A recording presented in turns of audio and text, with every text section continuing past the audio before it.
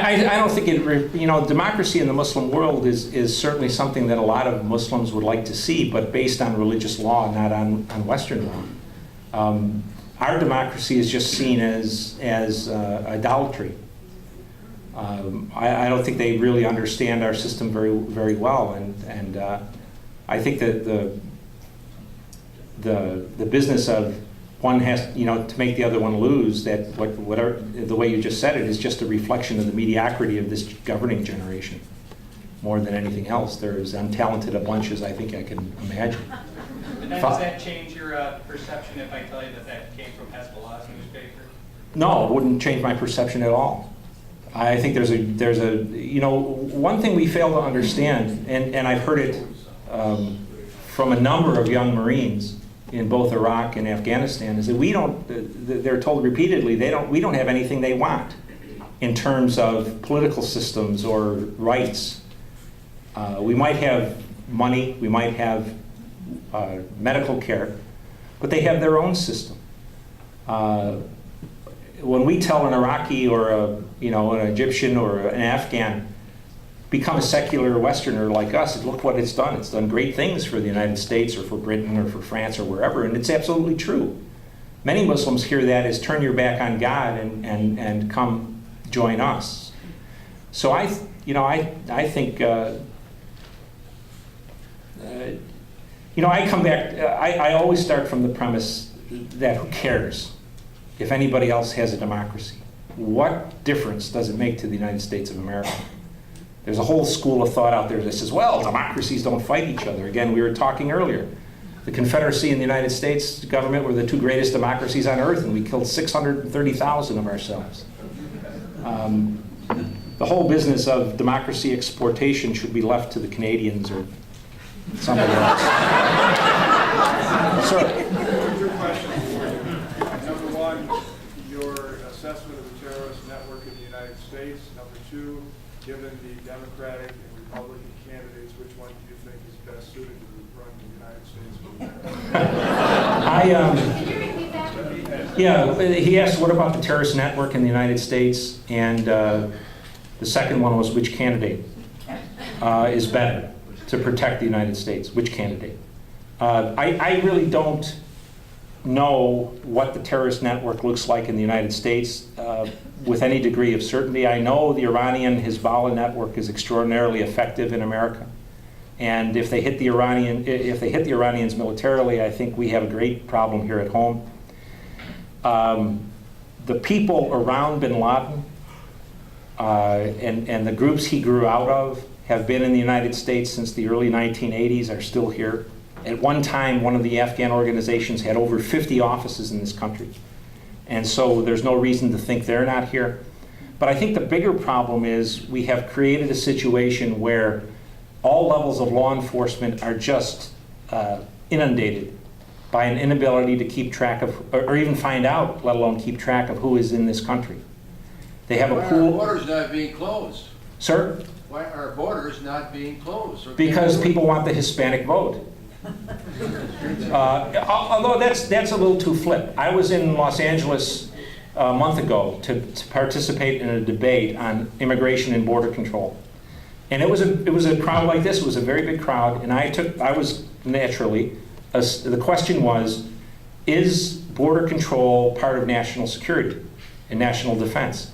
And I took the yes side, and I'll tell you, 4/5 of that audience thought I was nothing but a racist, and that really you just don't like Mexicans, or you just don't like people coming from Canada. And as long as that's the mindset, we're never going to get a handle on this problem. We've really handicapped our law enforcement people in this country because of the borders, but very few people will stand up. You know, Senator McCain's own state is being overrun, and he supports something that approaches amnesty. I think if you look for a connection between government and business, I think immigration is probably just as good a candidate as the military and the industrial people. So you had a second question, sir? Candidates? The second question was regarding the candidates. The question was, given the choice between the Democratic and Republican candidates, who do you think is best suited to run the United States of America? I think both of them are mediocrities. I don't think either one I agree is. with that, but who's best I'm going to vote for McCain, but only because he's anti-abortion. Please. That's the only reason. I think, in my own mind, I can't vote for a pro-abortion candidate. I think both of them will be a disaster for America, but I'm afraid if I don't vote, my father will reach out from the grave and choke me. I think both of them are very, very, very inexperienced. You know, all glory and praise to Senator McCain for being a prisoner of war, but that in no way translates into being able to run the United States of America. And Senator Obama couldn't get into the Congress.